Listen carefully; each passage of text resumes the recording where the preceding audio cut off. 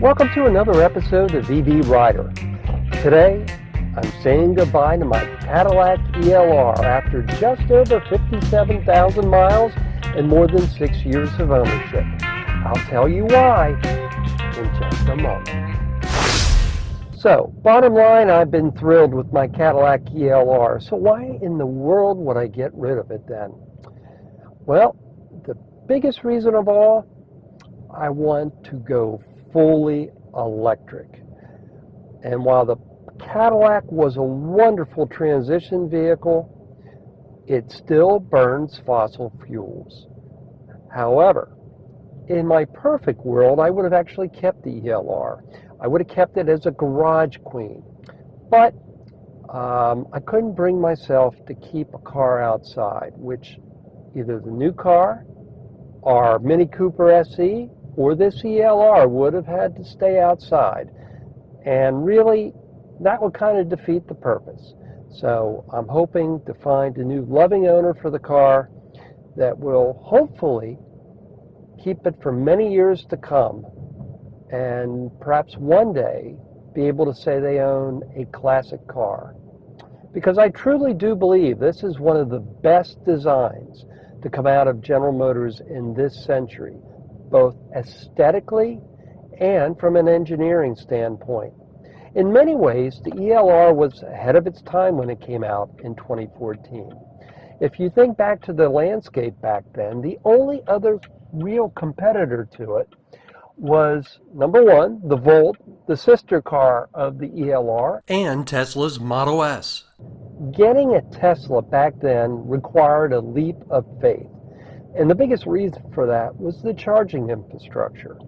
Now, Tesla has since more than proven itself with the way it has built out its supercharger network and the way it is scaled up over the years.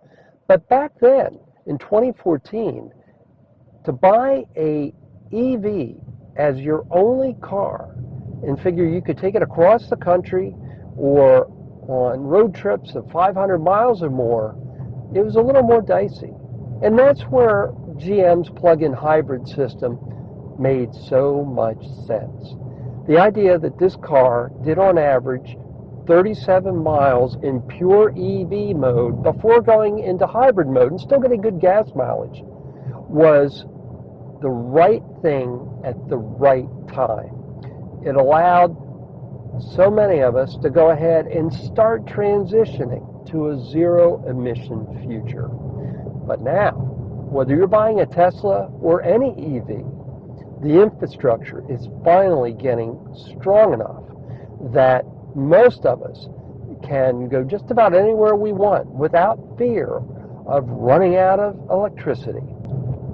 So summing up the ELR, it's been basically nothing but fun. There have been a few things over the years. Again, 57,000 miles in the car. I've owned it for 6 years. I'm the second owner. When I got it, there was an electrical gremlin that would cause the power seats not to work. And I'm betting maybe that's why the original owner got rid of the car.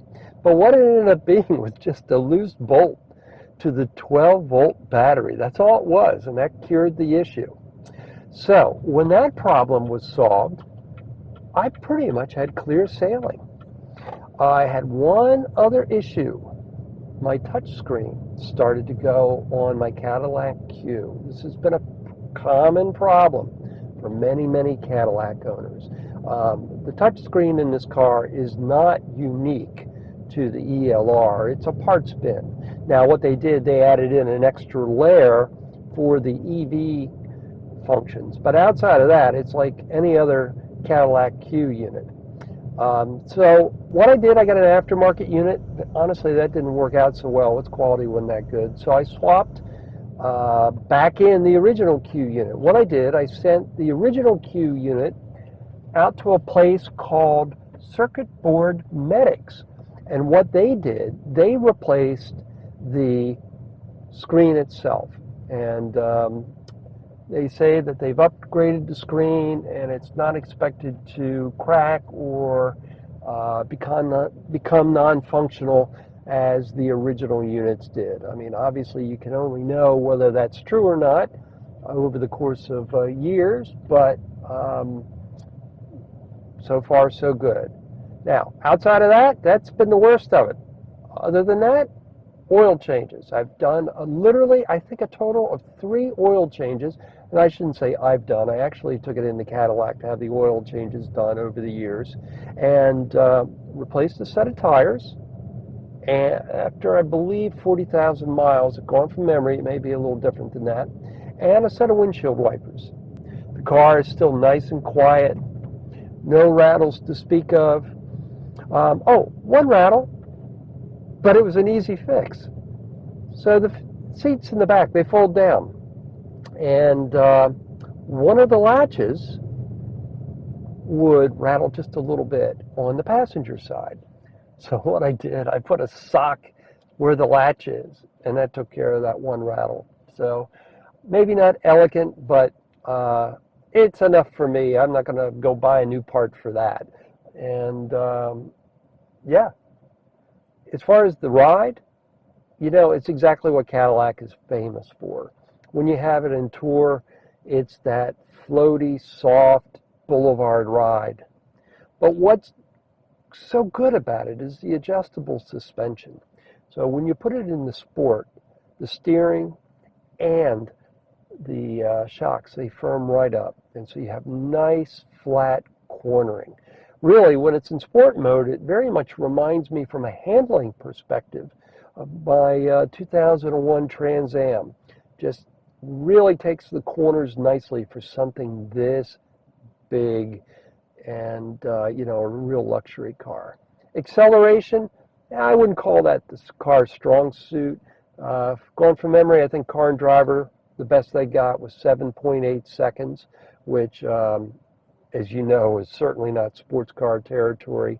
Now, they did really improve the acceleration for the 2016 model year.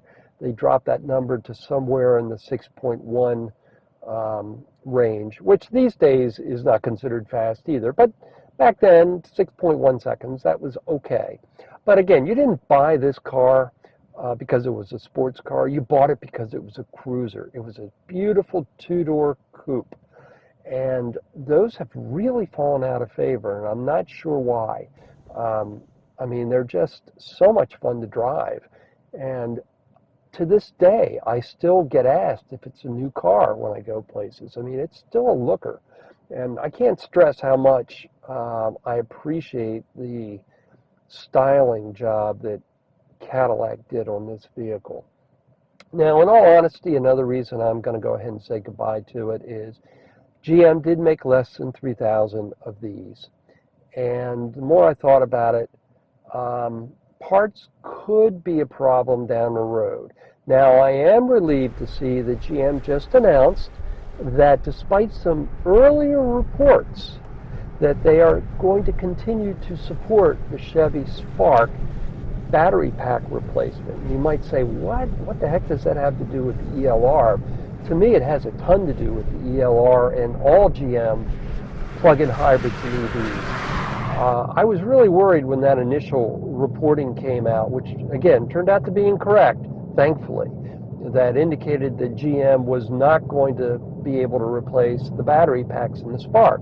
Because sooner or later, every car is going to need a rebuilt or replaced battery pack. They're just like smartphones and laptops. They do degrade over time. And had GM repeated what they did with the EV1, which was send them all to the crusher rather than support them over the years, that would have been very distressing for current owners of any GM electric.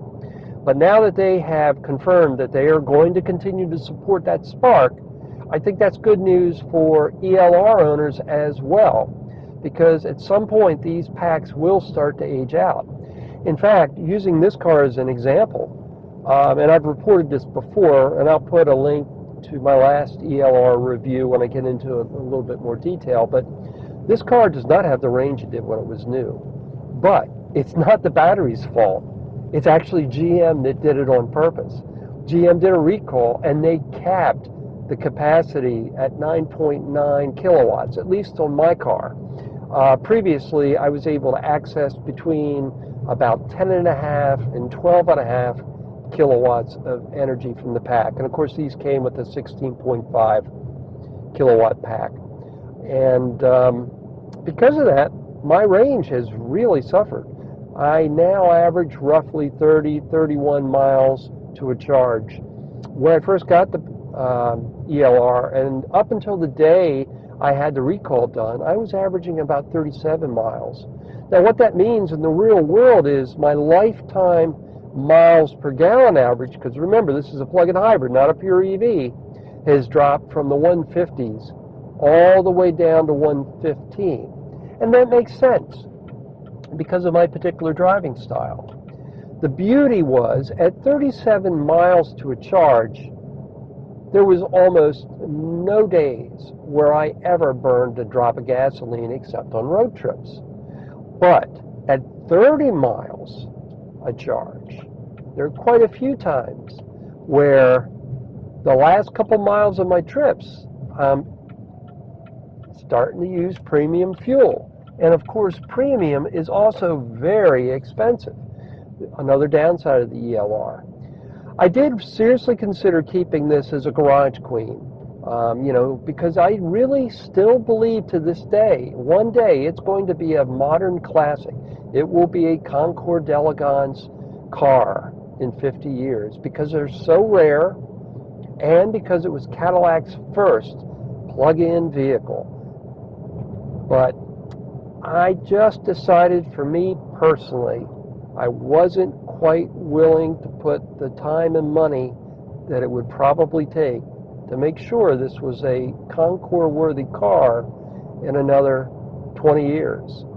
But I've thoroughly enjoyed it, and I truly do hope the next owner babies this car and takes as good a care of it as I have, because this is a car that deserves to stay on the road. It marks a period in automotive history. It marks the dawn of the EV era. And again, Cadillac's first plug-in. Now that we're in 2022, EVs are going mainstream. But back in 2014, when this came out, it was still something that was kind of gee whiz. And to this day, the interior of this car, adaptive cruise control, going all the way back to 2014, what many people would consider, a bit of automation, autonomy. It still works perfectly to this day. Autopilot from Tesla got all the press, but this adaptive cruise control has been a joy as well. When you're sitting in interstate traffic and it's stop and go, this is just wonderful. It really is. And that is where a plug-in hybrid is really strong, stop and go traffic.